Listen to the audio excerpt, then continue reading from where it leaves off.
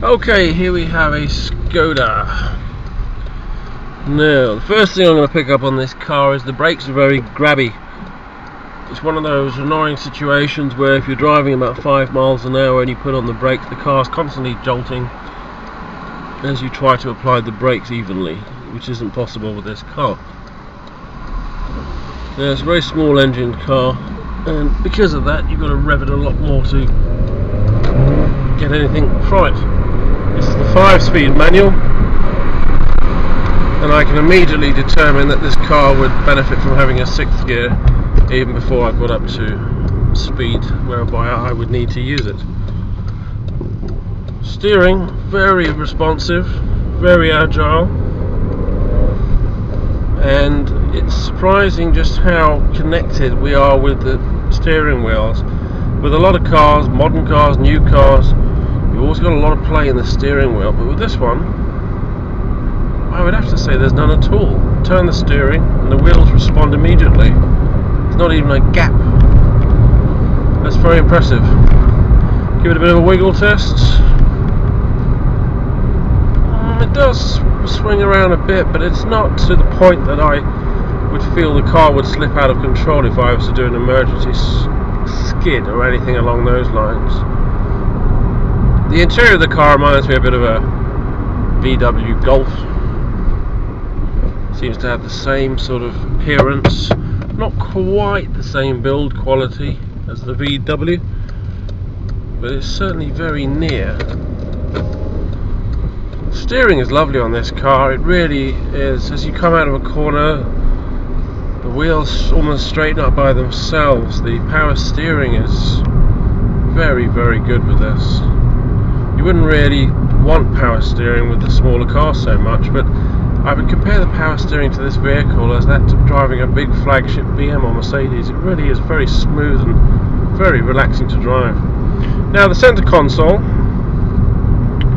very, very basically laid out, very elementary. There's no doubt you could operate this without taking your eyes off the road, which has got to be a good thing. Center console, the instrument cluster here, is not at all obstructed by the steering wheel, and the dials are very clear, precise and easy to read.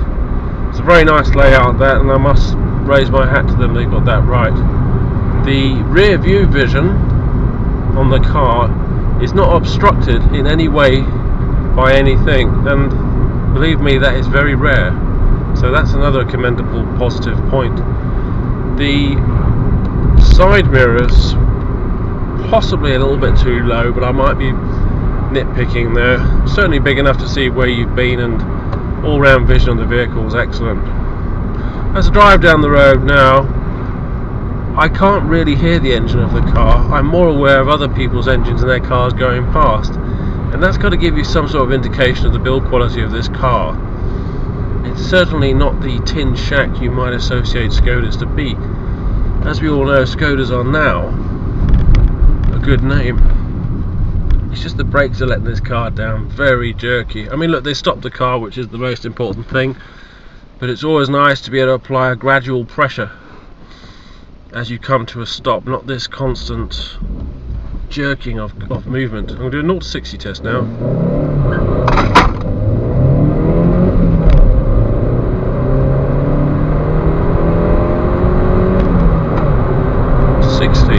It's certainly nippy enough. I mean, this is an ideal car for nipping around a town in, there's no doubt about that. Certainly responsive enough to jump out into a roundabout and keep in the flow of traffic. And easy steering. This would be a great car for nipping around a town. Wouldn't recommend it on the motorway, simply because the engine's not big enough, I don't think. Might have got away with that if it had a 6th gear, but even now, travelling at 50 miles an hour in top gear, I can feel that another one would be needed, another gear that is. You know, this really is quite a pleasant car. It's a lot better than I thought it would be. It's a nice drive, it's easy to drive. If I could get one of these that had something like a 1600 fuel injected engine in, I think I'd have quite a good car. I think I'd have quite an enthusiastic car. Let's just try these brakes again.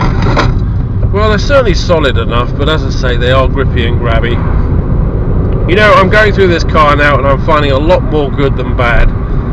if anybody's thinking about buying one of these cars, what I would say is obviously take one for a test drive, but if it was between this car and a Ford, this car would win any day. If it was between this car and a Vauxhall, this car would win hands down. These cars really are very good. They really are very good. I would urge you to take one for a test drive because I don't think you'll be disappointed. But the only thing I will conclude on is if they have a better brakes option, which is unlikely, go for it. And if there's a bigger engine option, go for it, because the engine on this probably is a little bit underpowered. And the 6th gear, if they've got one with the 6th gear, that will make all the difference.